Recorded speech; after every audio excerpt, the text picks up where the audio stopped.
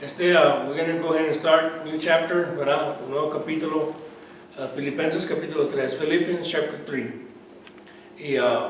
Vamos a pray. Let's, Father, I'll give you glory and honor one more time. Open our eyes, open our ears to understand your word this hour. Te pido, Señor, we give you thanks for the word we're about to receive. In the name of Jesus, amen. Philippians 3:1, Filipenses 3:1 says, finally, my brethren, rejoice in the Lord. As it is written there, Philippians 4:6, rejoice in the Lord always. Again, I say rejoice. And what brings that rejoice? His word. Jeremiah 15:16. Found your word and I ate it, and the result was rejoicing forevermore. And rejoicing in the Lord. Remember John the Baptist, he said, I rejoice greatly in hearing the voice of the bridegroom. To write the things to you, to me indeed, is not grievous. It's not being lazy or irritating or annoying. Praise God.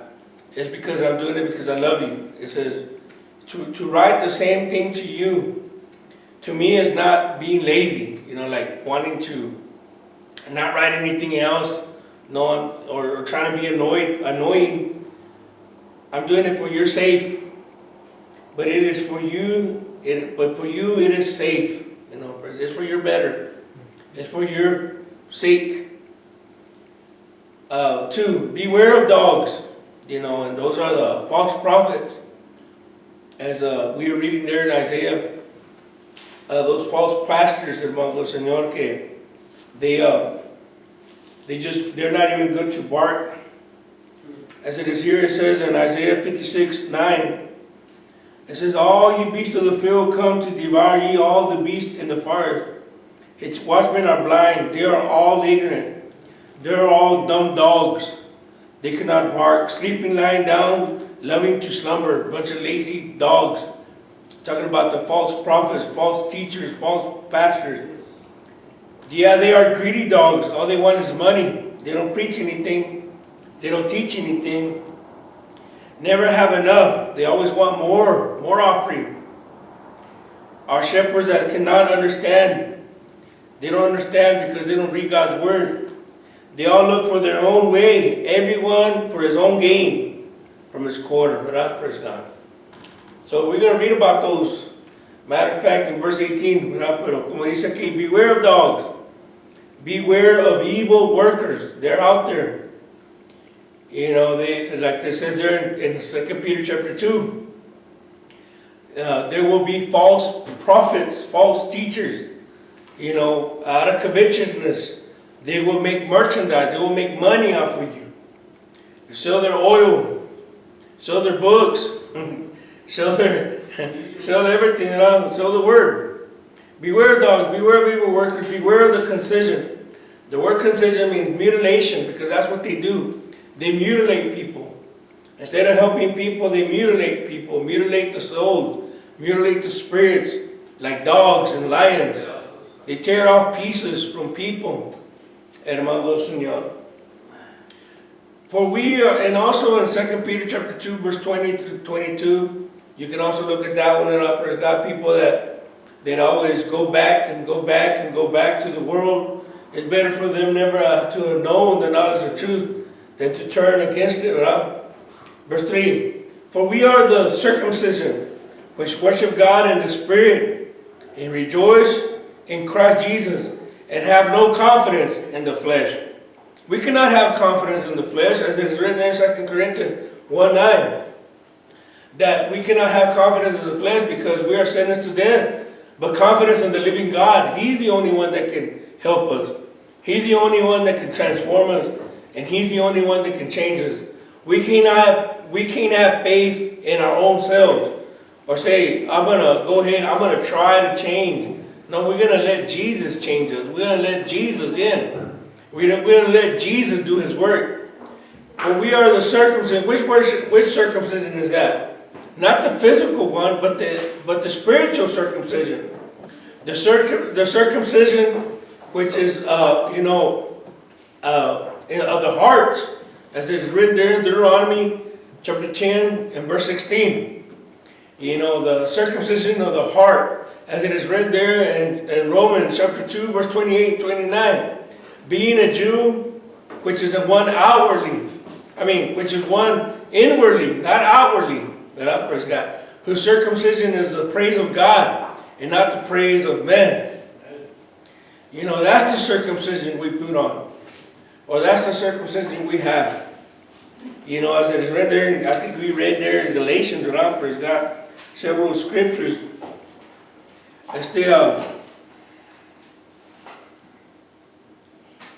says in the Bible, Señor, I say unto you that if you be circumcised, Christ shall profit you nothing. You know? Praise God. ¿Verdad? Lo Señor. Okay, let's go back to Philippians chapter 3 and verse 4. You know, we don't have confidence in the flesh. You know, I don't brag about the flesh.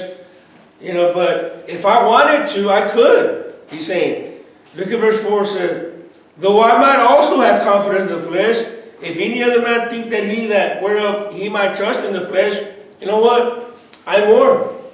You know, I have a way, if I could brag, you know, not only can I brag, I can back it up. But it's not about that. It's not about having faith in what we can do. It's about having faith in what God can do. You see, you think you're bad, you know, I was bad, I was worse than you. You know, you think you're a sinner, I was the chiefest of the sinners. You think you can fight, you know, I used to be a Roman soldier, trained, you know, these did that, done that, you know, even more than you. Verse 5, circumcised the 8th day. If you want to be talking about being religious, you know, I was religious too. It says, circumcised the 8th day of the stock of Israel, of the tribe of Benjamin. You know, the tribe in which, you know, Rebecca, she died in labor having Benjamin. You know, the sons of Israel. It says Rachel, not Rebecca, Rachel. And it says, if any other man thinketh that he himself, he shall circumcise the 8th day of the stock of Israel, the tribe of Benjamin, you know, brother of Joseph, and Hebrew of the Hebrews, as touching the law, a Pharisee. You wanna be talking about being an Israelite? Well, you know what? I'm of the tribe of Israel. Hebrew of the Hebrews. You know, touching the law, perfect. A Pharisee. Verse 6 says, concerning zeal, persecuting the church, touching the righteousness which is in the law, blameless. You know, I had a passion for religion. You know, it says that concerning passion, persecuting the church. No, I persecuted the church with passion. He said, touching righteousness which is in the law, blameless. You know, I will follow the law to the tip. You know, to the point. Verse 7. But what things were gained to me, those I counted loss for Christ. You see, all that religion, all that man-made religion was no good for me. You know, I had to count it as loss to gain Christ. I had to lose all that. I had to lose traditions of men. I had to lose, you know, all that so I can win Christ. False doctrine so I can win Christ. It says, verse 8, yeah, doubtless, and I count all things but loss for the excellency of the knowledge of Christ Jesus my Lord, for whom I have suffered the loss of all things, and do count them but dung, that I may win Christ. Dung, it's like sloppy, you know. It's like what you feed the dogs. You know, I count all that as dung, you know, and dung, you can use it as manure too, fertilizer, right? That dung, you know, you can bury it around you. It'll make you grow because you can use it as fertilizer, you know. In other words, everything that doesn't exalt the name of Jesus, every tradition of men that makes void the word of God, you know, all that man-made religion, you know, sin or whatever, you know, we count it as dung to win Christ. Everything we need to get rid of, we get rid of to win Christ. You know, praise God. Verse 9. And being found in him, not having mine own righteousness, which is of the law. You know, having my righteousness, which I'm doing it out of my power. You know, I'm keeping the law out of my own out of my own will, out of my own power. No, hermano, Señor. It is God that lives in you to do His will, to do His good pleasure. Having faith in Him that He's going to transform us, that He's going to change us, that He's going to help us obey the law. For what the law could not do, you know, God sending His only begotten Son, you know, He condemned sin in the flesh, that I praise God, so that we can fulfill the law. Romans 8, 3 and 4, right? And found in Him not having my own righteousness, which is the law, but that which is through the faith of Christ, the righteousness which is of God by faith. What righteousness? What is righteousness? The definition of righteousness is what? Having faith in Jesus. That's righteousness. Okay? Righteousness is having faith in Jesus. It's right there. Having faith in who? In Jesus. He's the one that's going to work in you. As it is written there in verse 10, it says, that I may know Him and the power of His resurrection. You know, we were reading about that power yesterday, you know, that power that works in you, that power that transforms you. The same power that worked in Christ, that raised Him from the dead, is the same power that works in us. That energia, you know, the effectual working of His power. And the fellowship of His sufferings being made comparable unto His death. And there is no other greater power in the whole universe. There is no other greater power than God, and that's the power that works in you. The resurrection power. If by any means I might attain unto the resurrection of the dead. Not as though, and remember, who's the resurrection? Jesus is the resurrection. We come to Jesus. He transforms us. And as He was raised from the dead, we are raised a new man. As it is read there in Romans 6, 4 through 6. It says, not as though I had already attained. In other words, I'm not perfect yet. But it says, I had already attained, either we're already perfect, but I follow after. He said, you know, I'm not perfect, but I'm still trying my best to do the best I can. If that I may apprehend, for which also I am apprehended of Christ Jesus, brethren. Verse 13 says, brethren, I count not myself to have apprehended. I haven't gone to that point yet. I'm still in the flesh. You know, I still, you know, as long as we're in this flesh, we're not going to be perfect. But we can try our best too, until the day that Christ comes. And we know in Philippians 1:6 that Christ works in us, you know. And about being confident of this very thing, that He which began a good work in you will perform until the day of Christ, that He's working in you until that perfect day. In other words, the day of our Lord Jesus, when He comes at His second coming, at the seventh trump, the last trump. Now, not as though I had already attained, either we're already perfect, but I follow after it. Now, verse 13 says, brethren, I count not myself to have apprehended. But this one thing I do. What do? Forgetting those things which are behind, and reaching forth unto the things which are before. You know, we have to forgive. Sometimes we got to forgive ourselves. Sometimes we got to, you know, forget the past. We dwell on the past too much. It's time to move forward. You know, praise God. Let the things that are past, you know, be buried. Let Christ bury them in the depths of the sea, as it is written there in Micah 7:19. You know, and let God take care of the past. That's His. You know, we got to stride forward and look forward, as it is written there in Colossians chapter 3, verse 1. That if we are risen with Christ, well then set your affection or your sight upon the things where God sitteth at the right hand of God. That's where we should put our focus on. It says, that I may, he said, forgetting those things which are behind and reaching forth unto those things which are before. In other words, the things that are ahead of us. The things that are right there before us. Right? I press toward the mark for the prize of the high calling of Christ Jesus. You know, we have a high calling. It's called our ministry. You know, and one day we're going to have a higher calling. That's when God calls us to be home. You know, but while we're here, we got to fulfill our calling. The calling that God has given us. His ministry, right? It says, let us therefore as many be perfect, be thus minded. If in anything be otherwise minded, perfect means mature. Be thus minded, if anything you be otherwise minded, God shall reveal even this unto you. Verse 16, nevertheless, whereto we have already attained, let us walk by the same rule. Let us mind the same thing. Unity. As we were reading there in Philippians chapter 2, ¿verdad? Praise God. Como dice ahí en Philippians chapter 2, and verse 2 says, fulfill you my joy that you be like-minded, having the same love, being one accord of one mind. Unity, right? Praise God.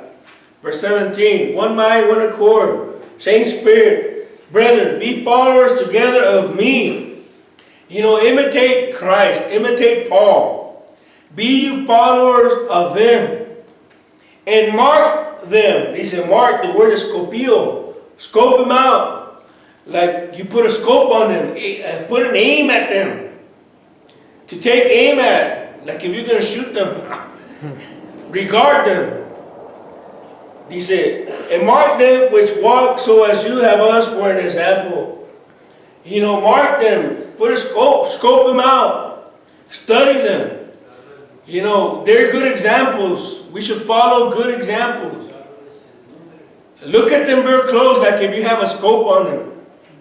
Verse 18, for many walk, of whom I have told you often, and I'll tell you even weeping, that they are the enemies of the cross of Christ. You know, that's why we scope them out. Because a lot of them, they're the enemies of Christ. They're not here to help. They're those dogs that are for gain, trying to get money from the people. Verse 18, for many walk, as whom I have told you often, and I'll tell you even weeping, that they are the enemies of the cross of Christ. Of the cross of Christ. Instead of telling you that Christ already paid the price on the cross, they say, no, you want your miracle, you got to give me $100. You know, they're the enemies of the cross. Yeah, you know what, you don't have to be forgiven. You know, just send me your money. And I'll answer your prayer. I'll make sure your prayer's answered. It's going to go straight to heaven. As long as you give me $100. He said, verse 19, whose end is destruction, whose God is their belly. You know, the end is destruction. You know, that's one of Satan's names, is destruction, abandon. Whose God is their belly. You know, that's their belly, because all they want to do is fill up their belly with money, with food, you know, covetousness. And whose glory is in their shame, who mind earthly things. That's all they think about, material things, instead of spiritual things. They preach more about money than the Word of God. Verse 20, for our conversation means our citizenship is in heaven, from which also we look for the Savior, the Lord Jesus Christ. And remember, we're looking out for the true Jesus. Because we know Satan comes first. Verse 21, who shall change our vile body. You see, that's the difference between the coming of Satan and the coming of Jesus. When Satan comes, we're not going to be transformed. But when Christ comes, we all are going to be transformed. And when Satan comes, not everybody's going to bow knees. But when Christ comes, every knee will bow down to the Lord Jesus. Who's changed our vile bodies, that it may be fashioned like unto his glorious body. In other words, at the seventh trump, we all will be changed, good, bad, and ugly. He said, like unto his glorious body, according to the working whereby he is able even to subdue all things unto himself. In other words, this is going to be by force. We're not going to change by our own power. We're going to be subject to his power. His power is going to subdue us. As long as we let Christ work in us, his power will subdue us. And even when Christ comes, his power will subdue us and changing us, transforming us. Okay, hermanos, that's all we're going to read today. Any questions, any comments?